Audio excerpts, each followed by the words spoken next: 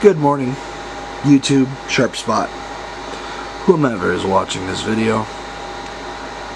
Starting this video off with an explanation.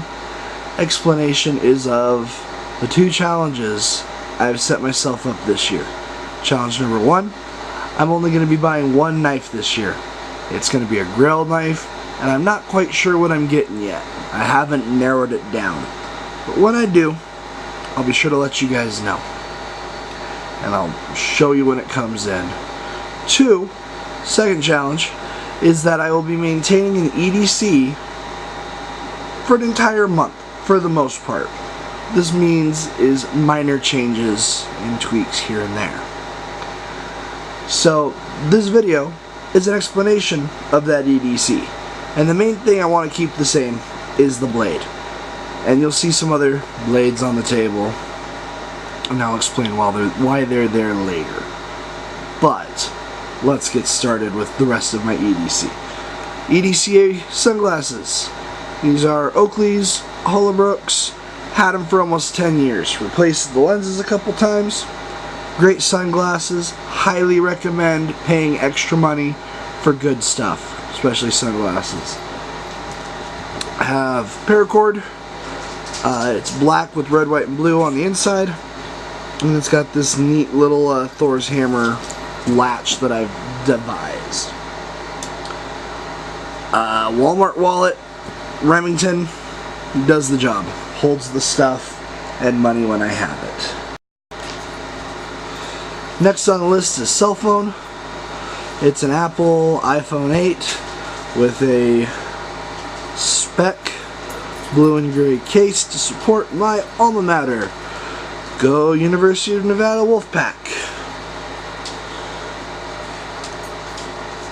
Next we got keys. The big feature there is this big blue key bar.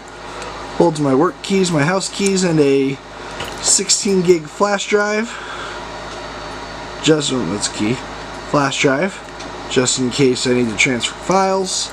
A Leatherman Micra, because everybody knows those scissors are the best. Scissors and tweezers, most used tools on here, hands down. Connected with a magnet to my vehicle key and fob, as well as a CRKT Viva, so that I can detach the heavy key bar and just carry this if I want.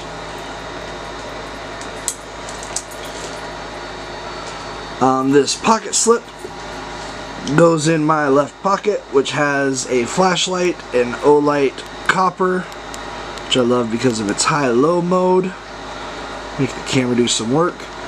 I always have a Swiss Army knife of some kind on me. This happens to be the Pioneer and the Red Berry Alex for 2018. And then a Fisher Space Pen. Great little pens. Highly recommend. I also carry around a Leatherman Juice C2. Got this at Blade HQ on clearance, because sometimes you need a pair of pliers. Sometimes you need some of the tools on here, and it's just convenient to have when you need it, especially with how small it is, and it just fits in my pocket. No worries. Watches. During the week I have this nice Apple Watch. Does the job.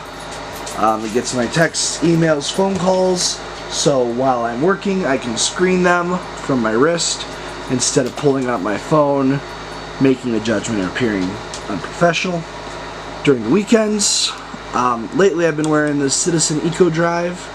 I'm not sure what the model is. I bought it because I needed a classy looking watch for my brother's wedding, and it was on sale. But I like it. It looks nice. It gives the illusion that I can be classy sometimes. And then if I'm out camping, Casio G-Shock, and it's blue because I have a thing for blue. I also carry a bandana with me everywhere. Color of the week is purple. As well as field notes, because you never know when you need to jot something down. For me, it's mostly budget, to-do lists, and the most important one right here is when we go have all-you-can-eat sushi, we have to plan our attack to make sure that we get everything we want. Pardon my horrible handwriting. I also always carry a pen. Lately, it's been a Pilot G2. This has been my go-to, but I saw an article on the 100 best pens, and this Horizon Hoto? It's not going to focus at all. Horizon H-O-T-O O-H-T-O, can't spell, was ranked number 2, and it was pretty cheap, so I picked it up. And first impressions, I like it. I like the action. It's not a clicky pen. It's got a button on the side to take it out. It's a very fine point. It's not going to focus. Having focusing issues. But yeah, I like this pen so far. Okay, and right here we have the main star of the show, and this is an SK Blades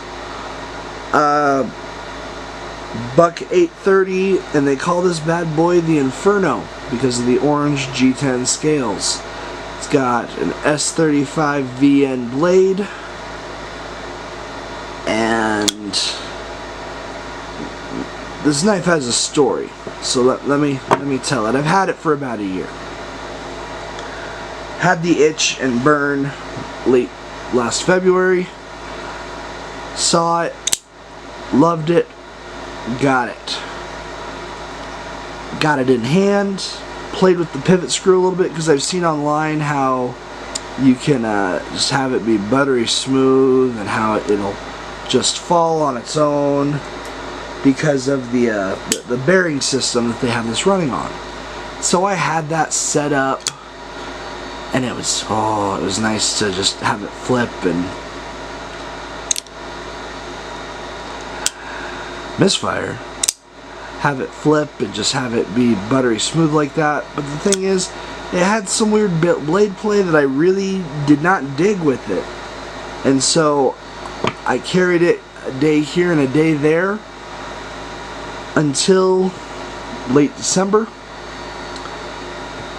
I pulled it out and was like, I'm sick and tired of not liking this knife because of the blade play and how it felt. So I fixed it. I tightened it up. It doesn't have that nice free-flowing blade that people show.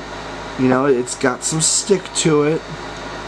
But in the end, when you push down that flipper tab, it's open in an instant. And close it one-handed, more often than not, it doesn't bounce back at you. So after fixing it, I liked it a whole lot. And I took it and I put a near mirror polish on it. You can't see it because my camera's dumb and it won't focus. But maybe I'll insert a picture at some later point to try to... It's not going to show. But, you know, I fixed it. Late December, I put a near mirror polish on it, and this thing has been a beast. Like I said, S35 VN steel is just great. Doesn't matter what brand has it, but to have the nice heat treat that this has on it, it's amazing. Minus the 3 or 4 days for JR's challenge at the Sharp Spot on Facebook, this has been in my pocket. The other one I had is a Dragonfly from Spyderco, and I don't know where it's at right now. It's somewhere in the abyss that I have for a home. But it stayed sharp all month. I did a little maintenance on it about the 20th, just kind of stropping it up, and this thing cuts like a champ. Shaven sharp. It won't whittle a hair, but I'm sure if I put more effort into it, it would. But my overall impression of the light knife is I think I paid $120 something for it. This is a good quality blade. It's something unique. It's something that not everyone has because it's an SK Blades. See, I keep putting too much pressure on this back plate here. Makes me look like a fool. I know that's why. Because when I flip, I just leave it right there instead of pulling it back. Pull it back better, it'd be better. Anyways, because it's an SK Blades, it's not just run-of-the-mill. You can't go down to Buck and go, hey, I want this knife. Show them a picture of this. They'll go, we can get you close, but we can't do that just exactly. So it's kind of a custom in that sense. I'm not saying this is a custom. It's a custom knife. No, it is a variation of a manufactured blade. A very nice variation with a good steel, quality scales, and that bearing system's amazing. Deep carry pocket clip. I'm a sucker for a deep carry pocket clip. You'll see that when I go on to talk about my other two blades that I have on the table. And if you see my pictures in general, deep carry is life. Anyways, edge retention is amazing. I am so embarrassed. Redemption? Yeah, that redemption. Edge retention, great. It's S35VM. You know, you really can't go wrong. The fit and finish is amazing. I haven't had the time or the need to fully tear it apart and do a full cleaning on it, but after a month in the pocket, I guess I should. It doesn't look too bad in there. I don't know if you can see, but it's not too minty. But yeah, I thoroughly like it. I have larger, chunkier hands. It fits in the hand nice. The ergos are real nice, and the blade's large enough, you know, that it's a larger knife, but at the same time, you know, you can get that pinch grip on there. You can do that fine cutting. It's a nice knife. I'm not too worried about stats. If you want the stats, go look it up. I'm sorry. I'm not doing a full-on knife review. I'm giving my impressions of it. I like the fact that it has this thumb hole, so you can open it nice and slow, or the flipper tab to give it that nice thwack. So yeah, impressions of the Buck 830 Marksman Inferno by SK Blades. Thumbs up. It's a nice blade. It's a nice knife. It looks nice. I highly recommend it. But for my next month, it's been a toss-up between these two. A Spyderco Delica with a custom clip on it, or the ZT. Oh, there we are. Yikes. Fingers slipping. Jeez. ZT0452. This is a big boy in carbon fiber. Deep carry clip. And what I've decided to do is I'm gonna try for this, and if I fail, I fail, and I'll let you guys know if I end up changing this out through the month. But I mean, the Delica is a great standard in the knife community. VG10, FRN handles, which I'm not the biggest fan of. And I got rid of the standard clip for a titanium blue deep carry, because deep carry is life. And it's a lockback. This is definitely a less scary option for knives. But why live safe when you can live dangerously? This is a large blade. Statistics, remember, it's like 4 1/4 inches or something. It's big. So this in itself, being this large, is going to be a challenge for me. But I'm up to a challenge. And again, this is provided there's not another challenge from JR. Because as soon as a challenge from JR shows up, it's done. I'm going for the challenge. Because I like to challenge myself.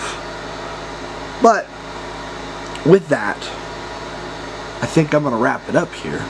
Because I'm pretty sure most of you are sick and tired of hearing my voice. Anyways, January, challenge done. Up next, February. Let's do it to it, guys.